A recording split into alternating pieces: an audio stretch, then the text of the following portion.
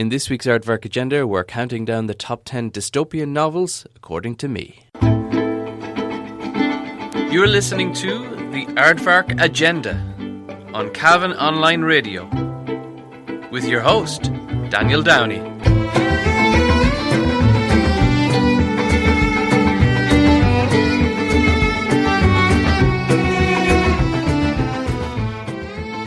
Today's show, we've got a very enlightening topic, a very happy and positive topic. It's dystopia. That's right, the opposite of utopia. Utopia is the idea of a perfect world or imagining a good place in the future. Dystopia is the exact opposite. It literally in ancient Greek means not good place, or where we do not want to end up in the future. So we're going to go straight in with our top 10, and at number 10 we have The Hunger Games. The Hunger Games is a trilogy of young adult dystopian novels written by American novelist Suzanne Collins. The series is set and follows Katniss Everdeen and Peeta Mellark. It's set in an idea where a dystopian Panem, its country consisting of wealthy capital and 12 districts of varying states of poverty from top to bottom. Every year, children from the districts are selected to participate in a compulsory annual televised death match called The Hunger Games. The story of the 3 books after the first Hunger Games is a story of the survival and the breaking of that system, that dystopian system. In a way, it's a very hopeful dystopia. It's a kind of dystopia that can be overthrown. It's a kind of dystopia that has a hero. And that's why it's not in the top 8 or 5 or top 1, for example, as a few people said it should be. So let's have a little listen to Suzanne Collins about where she got the inspiration from.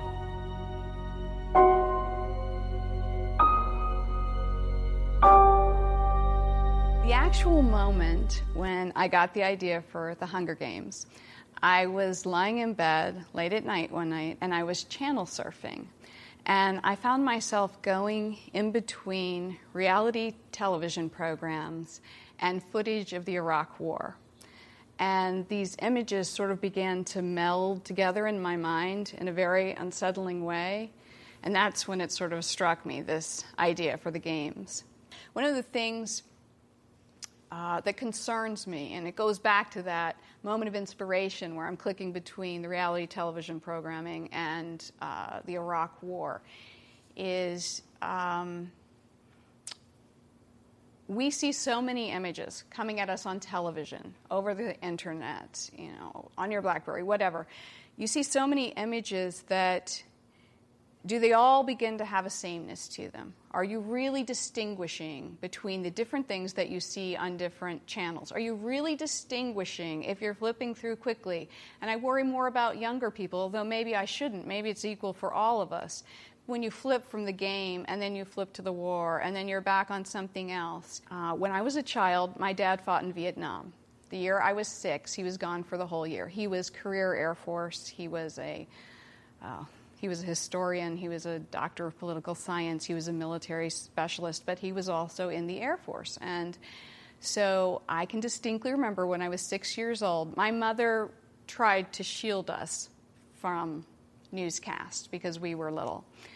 But I can remember there would be afternoons where cartoons, whatever children afternoon programming was playing. There wasn't much of it at the time. This was back in the 60s.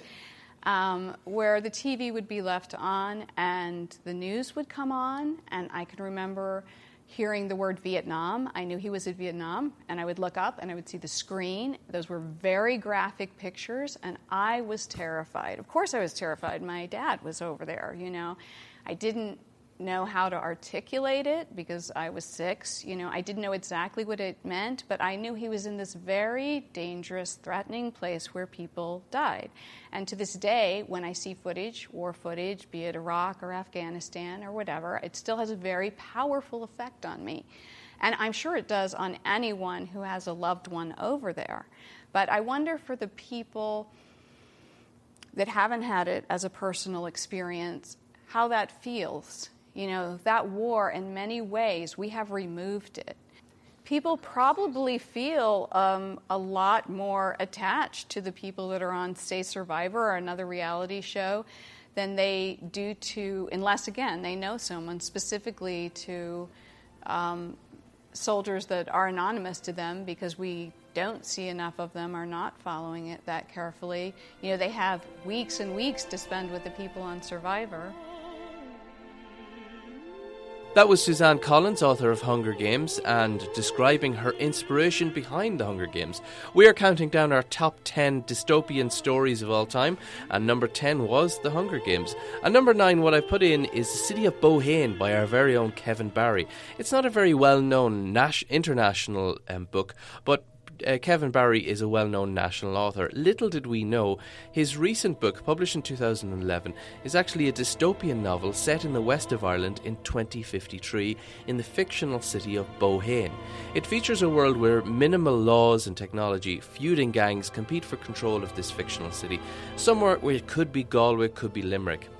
And it's what he imagines is a demented, malevolent world inspired by what he sees as what would homicidal teenage hipsters be like in 40 years. It's an incredible, weird place, and it tracks the lives of the Hartnett Fancy gang who control most of Bohane. Logan Hartnett runs the family, but he's heavily influenced by his 90-year-old mother. A feud between the Hartnett family and the Cusack family begins when a Cusack gets reefed or stabbed, and reinforcements arrive and the feud turns into an all-out battle for control of the city. It's very much a kind of a gang warfare meets dystopian future novel, and it has it's an interesting read. Yeah, let's have a little listen to what Des Kenny has to say about this book. In the year 2007, the Rooney Prize was won by Cavan Barry for his book of short stories, Our Little Kingdoms. The book has become a gem in terms of the Irish short story, and many people were looking forward to his second book. Now, his second book did not at all resemble the book of short stories. It's a novel. It's called City of Bohane, and draws mainly on Cavan's experiences in Galway, Limerick and Cork. But it's a complete world of fantasy, a new language which makes it extremely exciting, and written with natural strength and narrative powers, but also you can feel the growing sense of confidence in Barry's writing. An adventure in fantasy, an adventure in language, really worth reading. City of Bohane, Cavan Barry.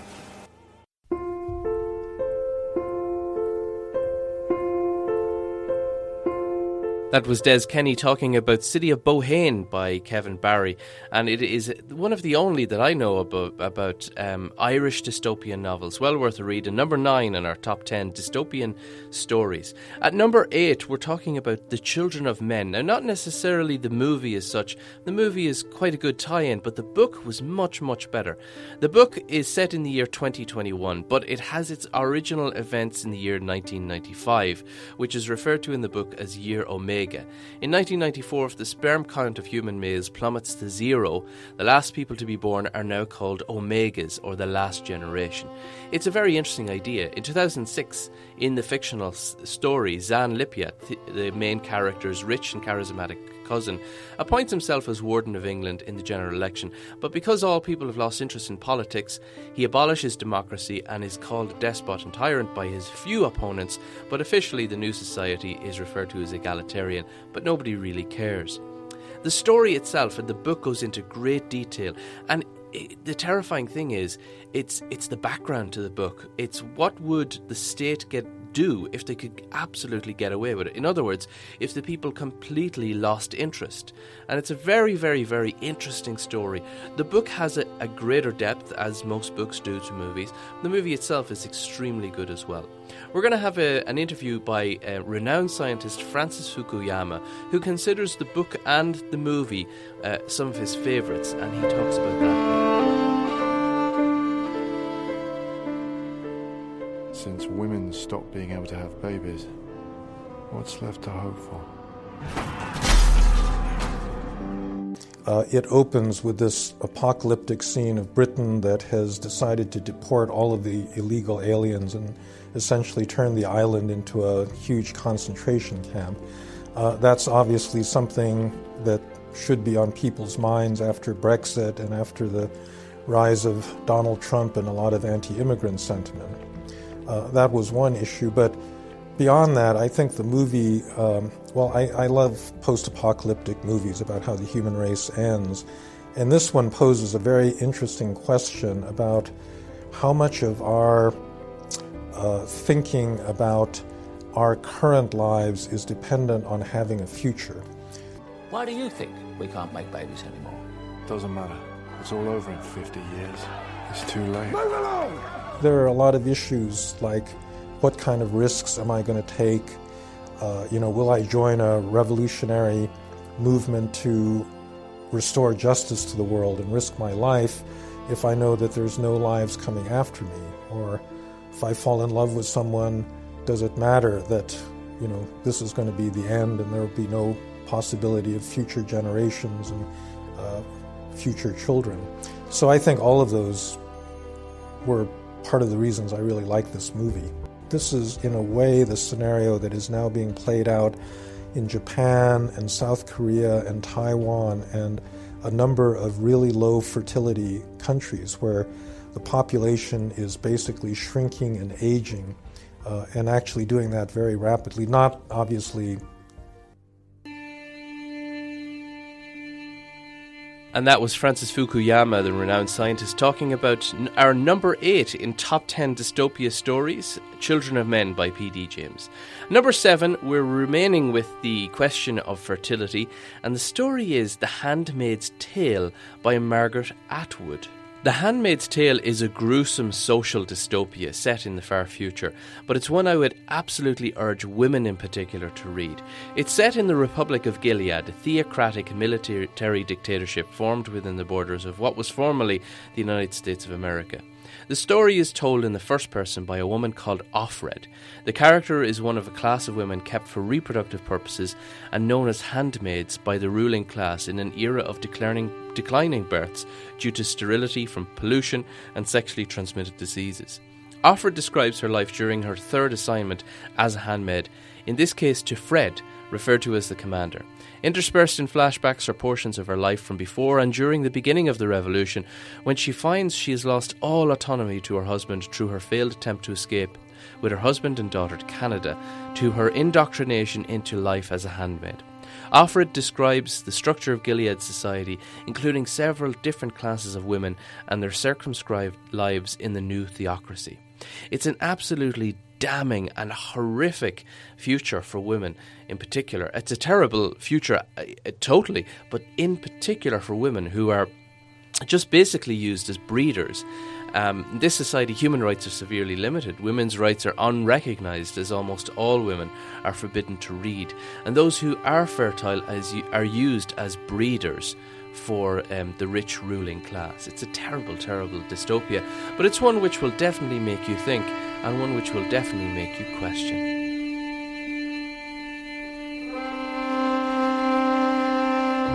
I had another name, but it's forbidden now. So many things are forbidden now. I know this must feel very strange. But ordinary is just what you're used to. My name is Offred, and I intend to survive.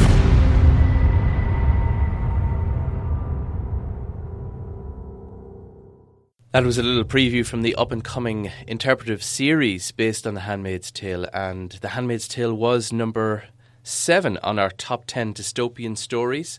And in at number 6, we're talking about Fahrenheit 451.